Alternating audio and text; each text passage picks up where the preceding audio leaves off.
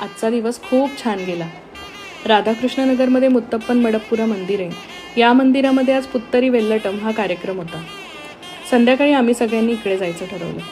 मंदिराला बाहेरून खूप छान लाईटिंग केलेली होती आणि आतमधून पण तेवढीच छान सजावट होती. रंगीबेरंगी फुलांची तोरणं, दिवे, समया याने संपूर्ण मंदिर सजवलं होतं. या मंद दिव्यांचा प्रकाश आणि या फुलांचा सुगंध ह्याने या रात्रीचं वातावरण एकदम दिव्य आणि एकदम पवित्र बनवलं होतं.